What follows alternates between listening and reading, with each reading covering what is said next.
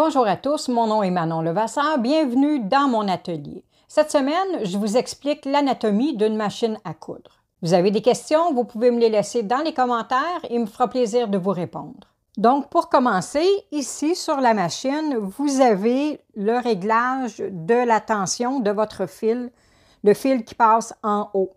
Ici, c'est un levier quand on a à faire une couture par en arrière. Ici, c'est le cadran pour la longueur du point.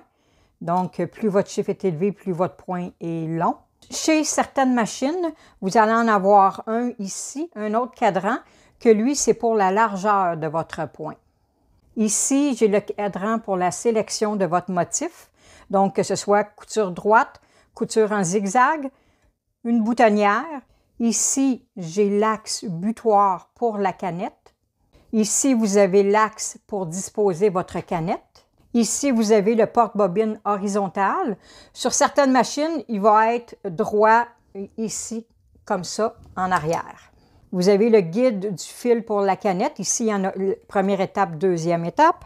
Vous avez également un guide pour votre fil supérieur. Donc, on l'installe sur ici, puis votre fil va passer ici. On verra dans une autre vidéo comment bobiner votre machine. Ici, on a un releveur de fil.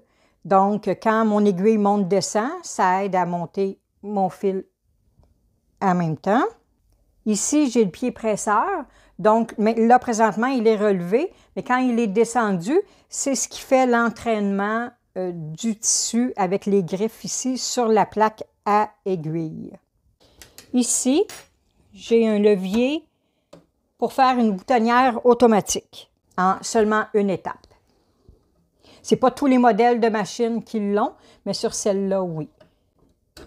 Et j'ai également ici un enfileur automatique. Ici, j'ai un boîtier, un bras amovible, donc si vous voulez coudre une manche ou un bord de pantalon. Et en même temps, ça ici sert de rangement pour les accessoires de la machine. Et vous avez ici la poignée de transport. Ici, vous avez la molette. La molette va servir à faire monter et descendre votre aiguille pour le départ quand on commence à coudre ou le début de la couture. Ici, vous avez le levier pour le pied presseur.